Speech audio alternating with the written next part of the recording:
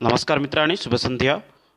पुनश्च अद्य वयमेव केचन संस्कृतभाषामनोविज्ञानं पुनश्च शिक्षणपद्धतीनां सम्पर्के आलोचनां कुर्मः। पूर्वमपि पञ्चेषु भागेषु वयं भिन्नभिन्नरूपेण प्रश्नानाम् आलोचनां कृतवन्तः। अद्य केचन नूतनप्रश्नान् अत्र पुनश्च आलोचयामः एव।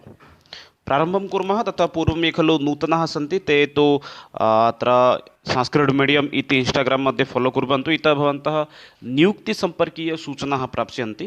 टेलिग्राम् मध्ये प्रविशन्तु। इतः भवन्तः PDF आदिकं प्राप्स्यन्ति। आरम्भं कुर्मः। एतत् प्रश्नं पूर्वस्मिन् सत्रे आसीत्। अनुशासनहीनतायाः कारणं नास्ति, एतेषु कः विकल्पः भवति सम्यक् इति अत्र प्रश्नः आसीत्। अनुशासनहीनतायाः किं कारणं नास्ति। एकः बालकः अनुशासनहीनः भवति, तस्य कारणं किम् इति अत्र प्रश्नं करोति एव। अत्र पश्यामः चेत् शिक्षकाणां कार्यकुशलता भवेत्। अत्र नेतृत्वविषयम् उक्तवान् आसम्। शिक्षकाणां कार्यकुशलता इत्येव समुचीनं विकल्पं भवेत् एव। आरम्भं कुर्मः। प्रथमप्रश्नः अस्ति अद्यतन निबन्धात्मकपरीक्षा अपेक्षया का परीक्षा विश्वसनीया कथ्यते। परीक्षा तु वयं जानीमः एव, परीक्षा द्विविधा भवति। एकं भवति एव लिखितपरीक्षा, अन्य एका परीक्षा भवति मौखिकपरीक्षा। तर्हि निबन्धं भवति एव लिखितपरीक्षया अंशविशेष। निबन्धपरीक्षायाः अपेक्षया का परीक्षा विश्वासयोग्या भवति इति प्रश्नं करोति एव। वस्तुनिष्ठपरीक्षा, भाषणपरीक्षा, साक्षात्कारपरीक्षा, लिखितपरीक्षा। यतोहि निबन्धपरीक्षा लिखितपरीक्षा अन्तर्भुक्ता अस्ति, अतः लिखितपरीक्षा न भवितुम् अर्हति। पुनश्च अत्र पश्यामः चेत् समुचितविकल्पः किं भवति अस्माकं वस्तुनिष्ठपरीक्षा। वस्तुनिष्ठपरीक्षामध्ये किं भवति, यदा छात्रः पठति वस्तुनिष्ठपरीक्षानिमित्तं तदा प्रत्येकं विषयस्य प्रत्येकम् अंशं सः स्पर्शं करोति।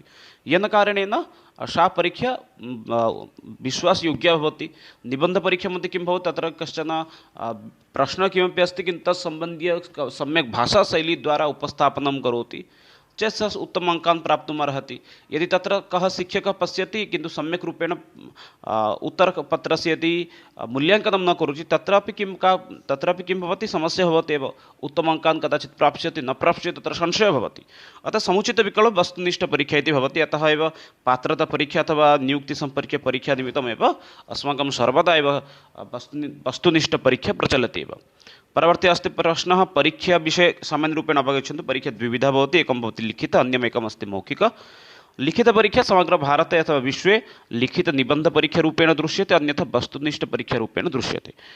परवर्ती समये अस्ति शलाकपरीक्षा। मौखिकपरीक्षया अंशविशेषः भवति शलाकपरीक्षा अथवा साक्षात्कारः। साक्षात्कारः इत्युक्ते इण्टर्व्यू भवति। इण्टर्व्यू इति भवतः ज्ञानं भवेत् एव। शलाकपरीक्षा केवलं संस्कृतसाहित्यक्षेत्रे एव एषा परीक्षा दृश्यते, अन्यक्षेत्रे न दृश्यते एव। अग्रे गच्छामः। परवर्ती प्रश्नं भाषाशिक्षणस्य तृतीयं कौशलं भवति। वयं भाषां पाठयामः, संस्कृतभाषां पाठयामः अथवा या कामपि भाषां पाठयामः, तत्र तृतीयं कौशलं किं भवेत्। लेखः, भाषणं, श्रवणं, पठनं। पश्यामः चेत् अत्यन्तः सरलः प्रश्नः अस्ति। 2000 CST 22 मध्ये अपि आसीत् अयं प्रश्नः। भाषाशिक्षणस्य तृतीयं कौशलं किम् इति प्रश्नः अस्ति। पश्यामः चेत् तत्र समुचितविकल्पः भवति एव। भाषाशिक्षणस्य तृतीयं कौशलं भवति एव पठनम् इति। प्रथमं कौशलं भवति श्रवणं, द्वितीयं भवति भाषणं, तृतीयम् अस्ति पठनं, चतुर्थम् अस्ति एव लेखः अथवा लेखनम् इति। एकवारम् एतत् पश्यन्तु चित्रं। यदा कदापि वयं भाषां पाठयामः तस्मिन् समये अस्माकं यदि भाषाक्षेत्रे ऊर्ध्वगतिं प्राप्तुम् इच्छामः, इत्युक्ते उत्तमशक्तिम् उत्तमज्ञानं भाषाक्षेत्रे प्राप्तुम् इच्छामः, तदर्थं प्रारम्भिकसमये तस्यां भाषायाम् अस्माकं श्रवणज्ञानं भवेत्, द्वितीये भाषणज्ञानं भवेत्, तृतीये पठनम् आवश्यकं, चतुर्थे लेखनम् आवश्यकं। यथा मातृभाषा अस्ति, ओडियाभाषा अस्ति। पश्यन्तु ओडियाभाषाम् एकः बालकः प्रारम्भिकसमये शृणोति, गृहपरिवेशः शृणोति, अनन्तरं गृहातः भवतु अथवा समाजात् ओडियाभाषां शृणोति, परवर्तिसमये भाषणेन वदति सः, अनन्तरं तत्सम्बन्धीयपुस्तकादिकं पठति, चतुर्थे सः लिखनस्य कार्यम् आरम्भं करोति। किन्तु अन्यभाषा यथा इङ्ग्राजीभाषा अस्ति अथवा संस्कृतभाषा, अत्र का समस्या अस्ति, अस्माकं विद्यालये प्रारम्भिकसमये लेखनकार्यस्य प्रारम्भं भवति, तत्र वर्णानां विषये, अनन्तरं पुस्तकस्य पठनकार्यं प्रारम्भः भवति, तदनन्तरं वयं तत्र प्रश्नानाम् उत्तरं वदामः, तद् भाषणे आगच्छति, चतुर्थे वयं संस्कृतं शृणुमः एव। अतः अधोगतिं कदा आगच्छति, यदि लेखनतः यदि वयं कार्यं प्रारम्भं कुर्मः एव। अतः सम्यक् विकल्पः अत्र पठनम् आसीत्। श्रवणं, भाषणं, पठनं, लेखनम् एवं प्रकारेण यदि गच्छति चेत् छात्रस्य भाषाज्ञानवर्धनं भवति। परवर्ती प्रश्नः अस्ति अध्यापकः नियमं कथयति तदनु उदाहरणानि प्रदर्श्य उक्तनियमान् वदति। अत्र का पद्धति? प्रारम्भिकसमये अध्यापकस्य कार्यं नियम वदति, सः नियमविषये वदति। व्याकरणशिक्षाक्षेत्रे एव अस्ति इति प्रश्नम् एव अवगच्छन्तु। प्रारम्भिकसमये शिक्षकः नियमान् वदति, नियमकथनात् परं सः उदाहरणं प्रति आगच्छति। एषा का पद्धतिः अस्ति इति प्रश्नं करोति। अन्वयपद्धतिः, अवरोहपद्धतिः, प्रत्यक्षपद्धतिः, आरोहपद्धतिः। पश्यन्तु, व्याकरणशिक्षादानक्षेत्रे अस्ति, अतः अन्वयपद्धतिः प्रत्यक्षपद्धतिः न भवितुम् अर्हति। यतोहि अन्वयपद्धतिः प्रत्यक्षपद्धतिः किं भवति? अन्वयपद्धतिः अस्ति पद्यशिक्षणे, प्रत्यक्षपद्धतिः अस्ति एव गद्यशिक्षणे। अतः अयं विकल्पद्वयं भवितुं न अर्हति। आरोहो अथवा अवरोहो भवितुम् अर्हति। आरोह अवरोह मध्ये पश्यन्तु, आरोहपद्धतिमध्ये किम् अस्ति? प्रारम्भिकसमये एव उदाहरणम् आगच्छति, अनन्तरमेव तत्र नियमनिर्धारणं भवति। किन्तु अवरोहपद्धतिमध्ये किं भवति? प्रारम्भिकसमये किम् आगच्छति? नाम नियमः आगच्छति। प्रारम्भिकसमये नियमस्य आगमनं भवति, अनन्तरमेव तत्र नाम अनन्तरमेव उदाहरणविषये शिक्षकः वदति। अत्र तथैव पश्यामः चेत् एकवारम् अवरोहपद्धतिमध्ये किं भवति? प्रारम्भिकसमये नियमनिर्धारणं, द्वितीये भवति एव स्पष्टीकरणम्, अनन्तरं प्रयोग अर्थात् उदाहरणं, पुनश्च पुनः परीक्षणम्। एवं प्रकारेण एतस्य क्रमः अस्ति। परवर्ती चतुर्थप्रश्नं पश्यन्तु। प्रश्नोत्तरमाध्यमेन श्लोकस्य अध्यापनं भवति चेत् का पद्धतिः? प्रश्नोत्तरद्वारा यदि वयं श्लोकं पाठयामः तर्हि सा का पद्धतिः इति उच्यते? दण्डान्वय, खण्डान्वय, प्रत्यक्ष, अनुवाद। पश्यामः चेत् तत्र समीचीनविकल्पं भवति एव। प्रत्यक्षपद्धतिद्वारा वयं गद्यं पाठयामः, अतः अयं विकल्पः नास्ति। अनुवादविधिद्वारा अपि वयं गद्यं पाठयामः, अतः विकल्पः तृतीय चतुर्थ न भवितुम् अर्हति। अत्र किं भवितुम् अर्हति? पश्यन्तु, खण्डान्वयपद्धतिः इति। दण्डान्वयपद्धतिमध्ये सम्पूर्णं श्लोकं तत्र गद्यरूपेण वक्तव्यं भवति, किन्तु खण्डान्वयमध्ये एकमेकं परिच्छेदं, यथा एकमेकम् अंशं नीत्वा वयं प्रश्नं कृत्वा प्रष्टुं शक्नुमः। अतः सम्यक् विकल्पः अत्र अस्ति, खण्डान्वय इति। एतस्मिन् विषये सामान्यरूपेण अपि पश्यन्तु, अन्वयपद्धतिः द्विविधमस्ति। पद्यपाठने अन्वयपद्धतेः आवश्यकता अस्ति। अन्वयपद्धतिः द्विविधम्, एकं दण्डान्वय, अन्यमेकं खण्डान्वय। दण्डान्वयपद्धतिमध्ये किं वदति? विद्यमानं प्रधानवाक्यं प्रारम्भिकसमये अन्वेषणीयं, यत् प्रधानमुख्यं वाक्यमस्ति तद् अन्वेषणीयं। प्रधानवाक्यस्य अन्वेषणात् अनन्तरं कर्ता, कर्म, क्रिया आदीनां ज्ञानम् आवश्यकं। तदनन्तरं क्रियाविशेषणानि अव्ययानि तत्र योजयित्वा लेखनीयानि। खण्डान्वयमध्ये किं भवति? प्रश्नोत्तरमाध्यमेन भवति। अत्र प्रारम्भिकसमये क्रियापदस्य अन्वेषणीयं, क्रियापदस्य अन्वेषणात् परं तत्र कर्तृपदं योजयतु, अनन्तरं पुनः एकमेकं पदं योजयित्वा अग्रे गच्छतु एव। सा पद्धतिः भवति खण्डान्वयपद्धतिः। यदि क्रियापदम् आधारीकृत्य प्रश्नं भवति, अनन्तरं पुनश्च कर्ता आधारितप्रश्नः आगच्छति, अनन्तरं कर्म आधारितप्रश्नः आगच्छति। एवं प्रकारेण खण्डान्वयपद्धतिः प्रचलति एव। कक्षायां मौनवाचनं करोति शिक्षकः छात्रः च, छात्रः कोऽपि न। सम्यक् विकल्पः अत्र भवति। कक्षायां मौनवाचनम् इति पश्यामः चेत् तत्र मौनवाचनस्य कार्यं भवति छात्रस्य एव। वाचनविषये सामान्यरूपेण वदामि। वाचनं त्रिविधं भवति। एकमस्ति आदर्शवाचनम्। आदर्शवाचनं शिक्षकस्य कार्यं भवति, प्रथमे प्रचलति। द्वितीये आगच्छति एव अनुवाचनम्। अनुवाचनं भवति तत्र छात्रस्य एव कार्यं भवति। तत्र छात्रः यदा पठति तस्मिन् समये शिक्षकः तस्य सहायतां करोति।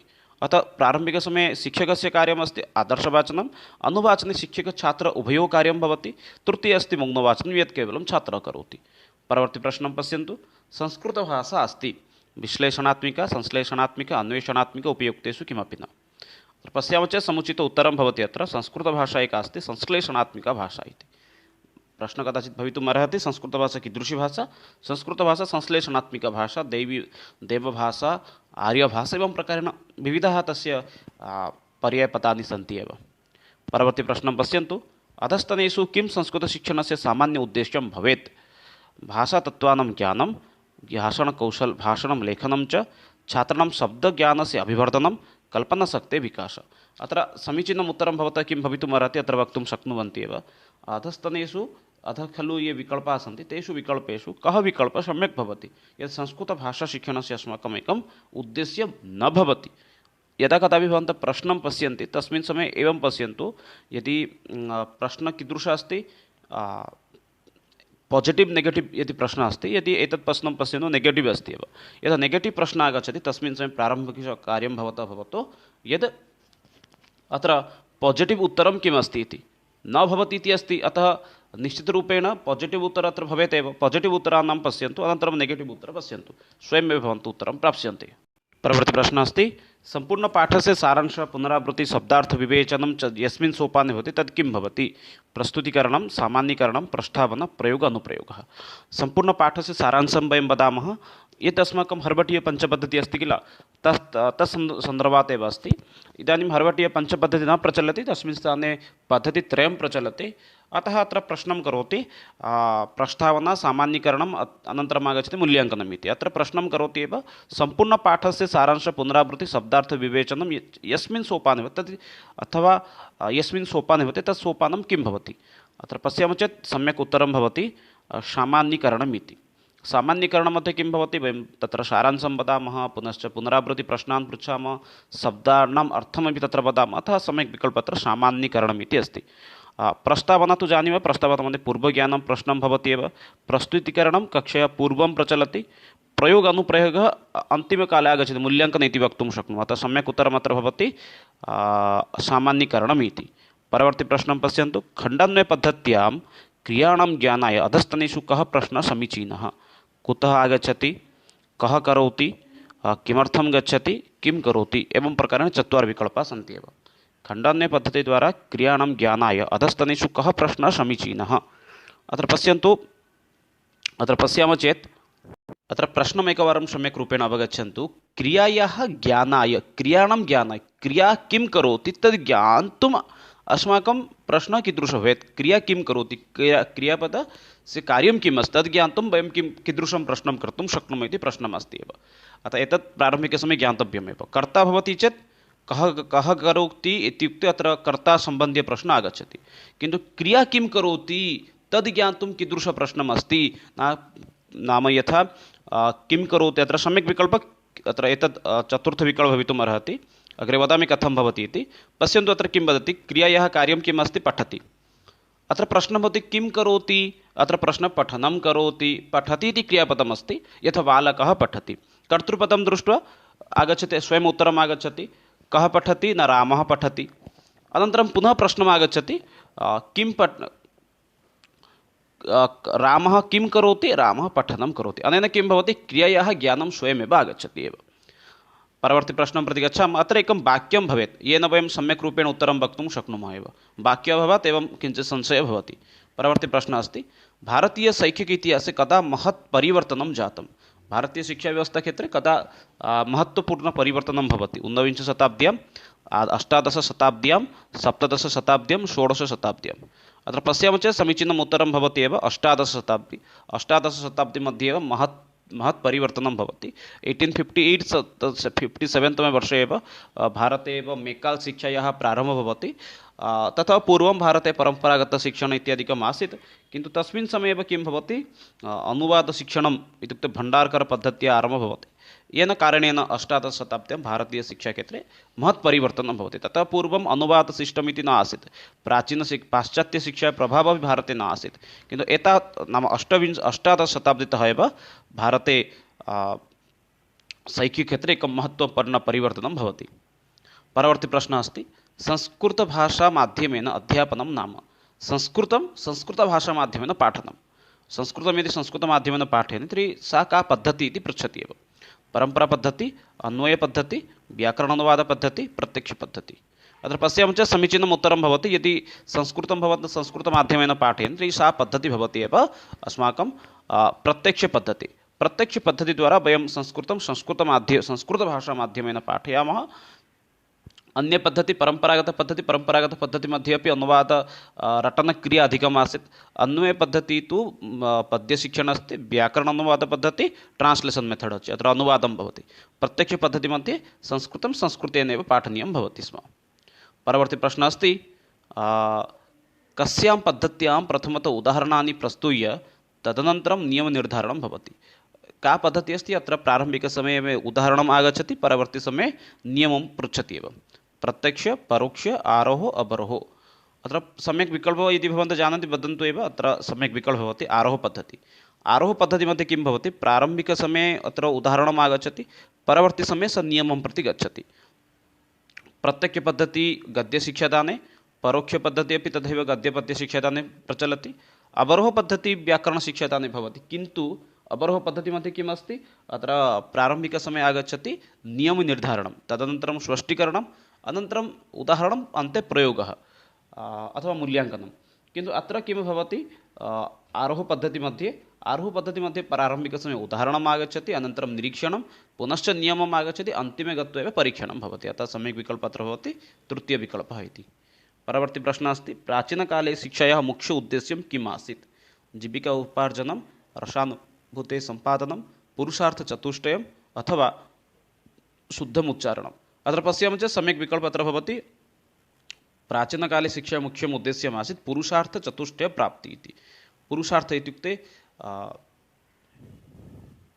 धर्म अर्थ काम मोक्ष एतदेव पुरुषार्थचतुष्टयम् आसीत्।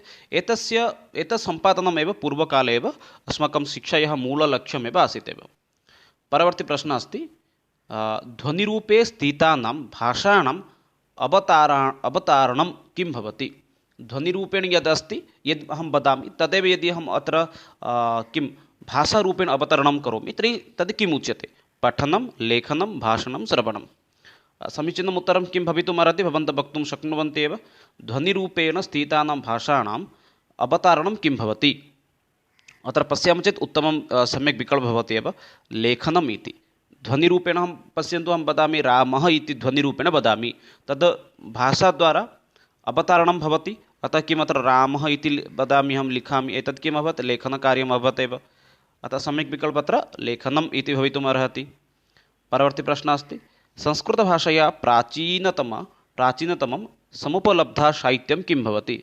संस्कृतस्य प्राचीनतमं साहित्यं किम् अस्ति इति अत्र प्रश्नं करोति। यजुर्वेदः, अथर्ववेदः, ऋग्वेदः, सामवेदः। अत्र पश्यामः चेत् अत्र समुचितविकल्पं भवति संस्कृतभाषायाः प्राचीनतमं समुपलब्धा साहित्यं भवति ऋग्वेदः इति। परवर्ती समये गद्यसाहित्यम् इति पृच्छति चेत् तत्र यजुर्वेदः इति योजयतु। यजुर्वेदः प्रथमं गद्यसाहित्यं भवति। अतः एवं प्रकारेण गानात्मकं सामवेदः अस्ति, गायनयुक्तम् अस्ति। अतः गानयुक्तं प्रथमं साहित्यम् इति पृच्छते तत्र सामवेदः लिखतु। वेदानां वेदत्रयम् इत्युक्ते किम् इति अपि कदाचित् प्रश्नः भवितुमर्हति। तत्रापि तदपि ज्ञातव्यं। तद् ऋक् यजुर्वेदः भवति। अस्तु, संस्कृतसाहित्यस्य प्राचीनतमं समुपलब्धसाहित्यं किं भवति इत्युक्ते ऋग्वेदः अस्ति। एतत् सर्वेषां स्मरणे स्थापनीयम्। एतत् केचन नाम महत्त्वपूर्णप्रश्नः अत्र वेदसम्पर्के भवति। वेदत्रयम् इत्युक्ते के भवन्ति? प्राचीनतमसाहित्यं किम् अस्ति इति प्रश्नं भवति। प्राचीनतमं गद्यसाहित्यम्। अतः प्रारम्भिकसमये गद्यसाहित्यस्य आरम्भः कुत्र दृश्यते इति अपि प्रश्नं कदाचित् आगच्छति। अतः एतत् सर्वं किञ्चित् मनसि स्थापनीयमेव। अग्रे परवर्ती प्रश्नं प्रति गच्छामः। संस्कृतभाषा सर्वासाम् आर्यभाषाणां का अस्ति?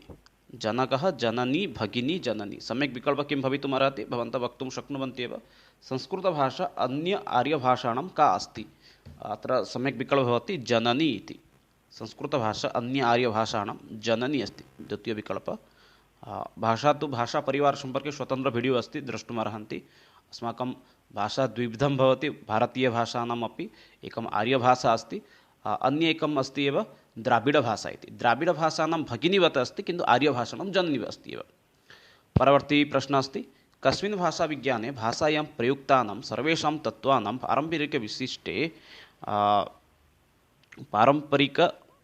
पारस्परिकविशिष्टे सन्दर्भे अध्ययनं क्रियते? कस्मिन् भाषाविज्ञाने भाषायां प्रयुक्तानां सर्वेषां तत्त्वानां किं भवति? पारस्परिकविशिष्टे सन्दर्भे अध्ययनं क्रियते। प्रायोगिकभाषाविज्ञाने, संरचनात्मकभाषाविज्ञाने, वर्णात्मकभाषाविज्ञाने, तुलनात्मकभाषाविज्ञाने। एतद् एकवारं विकल्पान् अवलोकयन्तु, स्वयम् उत्तरं प्राप्स्यन्ति एव। यथा पश्यन्तु, प्रायोगिक इत्युक्ते प्राक्टिकल् या भाषाविज्ञानम् अस्ति तत्र वा कदापि न भवति। रचनात्मक यया भाषया वयं किं कुर्मः? रचनां कुर्मः, किं लिखामः, पठामः। वर्णात्मकभाषाविज्ञाने सर्वत्र वर्णाः सन्ति। तुलनात्मकभाषाविज्ञाने अत्र पश्यामः चेत् समुचितविकल्पः भवति एव संरचनात्मकभाषाविज्ञाने एव सर्वेषां तत्त्वानां पारस्परिकविशिष्टे सन्दर्भे अध्ययनमेव प्रचलति एव। परवर्ती प्रश्नः अस्ति अधस्तनेषु किं मौखिकरूपं भवति? मौखिककार्यं किम् अस्ति इति प्रश्नं करोति एव। वाचिकक्रियायाः वर्णरूपं यत् वयं मुखेन वदामः तदेव वर्णरूपेण लिखामः, एतत् मौखिकरूपं वा न? परवर्ती प्रश्नः अस्ति वाक्रूपं भावप्रकटनस्य अभावः वाणिरूपेण भावस्य प्रकटनस्य अभावः अस्ति एतद् मौखिकं रूपं वा वर्णात्मकशब्दैः वर्णात्मकशब्दैः भावनानाम् अभिव्यक्ति वर्णात्मकशब्दद्वारा भावनानाम् अभिव्यक्ति करणीयम् एतद् भवति वा अथवा स्पष्टलेखनम् एतेषु चतुर्षु विकल्पेषु कः विकल्पः सम्यक् अस्ति स्पष्टलेखनमपि न भवितुमर्हति यतो लिखति चेत् एतत् मौखिकरूपं लेखनमपि मौखिकम् एकं भवति एव क्षम्यताम् अत्र स्पष्टलेखनं नास्ति स्पष्टलेखनं तु लिखितरूपम् अस्ति पूर्णरूपेण लेखनम् अस्ति एव मौखिकरूपं किम् अस्ति यत् केवलं वदामः यत् यस्य नाम किं विषये किमपि उत्तरं न भवेत् एव कुत्रचित् लिपिबद्धं न भवेत् तत् सम्यक् विकल्पः भवति एव वर्णात्मकशब्दे भावानाम् अभिव्यक्तिः इति तृतीयविकल्पः एव सम्यक् अत्र भवितुम् अर्हति परवर्ती अस्ति लिखित अक्षराणां भाषितं रूपं किम् अस्ति भवति लिखित अक्षराणां वयं यद् लिखामः तस्य भाषितरूपं किम् अस्ति पठनं क्षणमेकं पठनं श्रवणं लेखः पाठनं लिखित अक्षराणां भाषितरूपं इत्युक्ते भाषणसम्पर्के एव पृच्छति एव श्रवणं पश्यन्तु पाठनम् अत्र केवलं किं भवति लिखित अक्षराणां भाषणरूपं किन्तु एतत् कस्यचित् द्वारा कृतकार्यं भवति लेखः तु न भवति यतोहि लेखः तु भाषणसम्पर्के न आगच्छति श्रवणमपि न भवति अतः सम्यक् विकल्पः अत्र भवति पठनम् इति लिखित अक्षराणां भाषितं रूपं किं भवति पठनमेव वयं यत् लिखितवन्तः तदेव पठामः चेत् भाषणं कुर्मः चेत् तद्भवति पठनम् इति पाठनं कस्यचित् द्वारा कृतं कार्यं यथा अहं पाठनं करोमि भवन्तः अनुपाठनं कुर्वन्ति शिक्षकः आदर्शपाठनं करोति छात्रः अनुपाठनं कुर्वन्ति एव अतः सम्यक् विकल्पः अत्र पठनम् इति भवति अन्तिमं प्रश्नं पश्यन्तु सर्वे भवन्तु सुखिनः सर्वे सन्तु निरामया एतस्य अर्थ अवगमनार्थं वयं लिखामः यत् सर्वे सुखिनः भवन्तु सर्वे निरामयाः सन्तु एतत् का पद्धतिः पुनश्च यत्र अस्माकं पद्धतिसम्पर्कीय प्रश्नः अस्ति दण्डान्वय प्रत्यक्ष खण्डान्वय परम्परागत पश्यामः चेत् अत्र समीचीनं विकल्पं भवति एव दण्डान्वय इति यतोहि प्रत्यक्षपद्धति पद्यशिक्षाता न प्रचलति खण्डान्वयपद्धतिः प्रचलति किन्तु खण्डान्वयपद्धतिः प्रश्नोत्तरात्मका अस्ति परम्परागतपद्धतिमध्ये केवलं श्लोकस्य मुखस्थीकरणमेव अस्ति तथा अयं विकल्पः न भवति एव अतः सम्यक् विकल्पः अत्र भवति दण्डान्वयपद्धतिः दण्डान्वयपद्धतिमध्ये सम्पूर्णं श्लोकम् एकस्यां पङ्क्त्यामेव लेखनीयम् अभवत् एव अतः मित्राणि एतदेव अद्यतनसत्रमासीत् यत्र वयम् एतावदेव भिन्नभिन्नप्रश्नानाम् अपि चर्चां कृतवन्तः पुनः मिलामः आगामिसत्रे तावत्पर्यन्तं विरमामि जयतु भारतं वदतु संस्कृतं वन्दे मातरं धन्यवादः मित्राणि नमस्कारः।